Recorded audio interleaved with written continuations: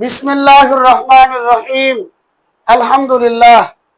ইলমুত তা'লিলের আজকের ক্লাসে আমরা আল মুত্তাকিন শব্দের তা'লিল ও তাহকিক শিখব।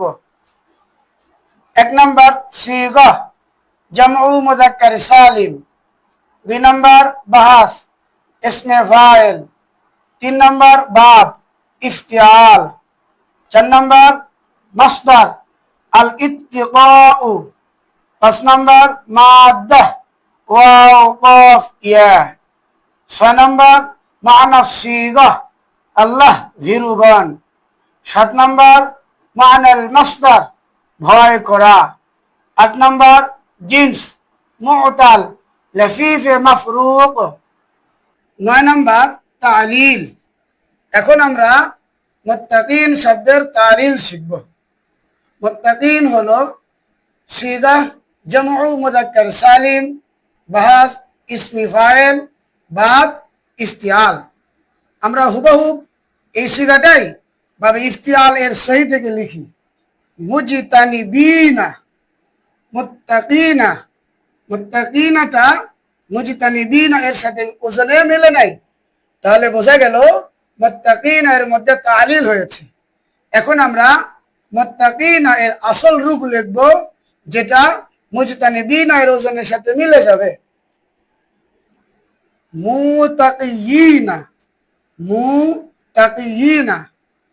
সবাই আমরা খেয়াল করি, এটা কিন্তু এটার ওজনের সাথে মিলে গেছে, এটা কিন্তু এটার ওজনের সাথে মিলে নাই, তাহলে বোঝা গেল এটার মধ্যে তা'লিল হয়েছে। আর এটা এটার ওজনের সাথে মিলে গেছে। এখন আমরা তা'লিল করে এটাকে আবার এটা বানাতে হবে। একটু খেয়াল করি, আমরা দেখেন এখানে ফা কালেমে ওয়াও সাকিন, আর আমরা জানি বাব ইফতিআলের ফা কালেমে যদি ওয়াও বা ইয়া হয়, ওয়াও বা ইয়া তা হয়ে তা এর মধ্যে যায় ইদগাম হয়। এখানে ওয়াওটা তা হবে, তা হয়ে তা এর মধ্যে ইদগাম হয়ে যাবে। আমি এখানে সহজে তায়ের উপর তাসদীদ দিয়ে দিলাম, হয়ে গেল মুত্তায়। এখানে যে তা ডবল দেখতেছি, একটা ওয়াও ছিল, সেই ওয়াটা তা বানায় তার মধ্যে ইদগাম করে দিয়েছি, মুত্তাকিয়িনা। আরেকটা নিয়ম আছে, কাসরার পরে ইয়া তারপরে ইয়া হলে, এখানে দেখি আমরা কফের নিচে কাসরা তারপরে ইয়া তারপরে ইয়া, কাসরার পরে ইয়া তারপরে ইয়া হলে ইয়া সাকিন হয়ে যায় বিলুপ্ত হয়ে।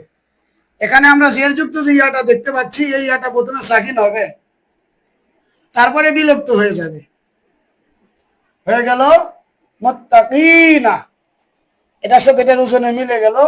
এখন মারিফা করার জন্য আমরা শুরুতে আলিফ লাম দিয়ে দিলাম, হয়ে গেল আল মুত্তাকিনা।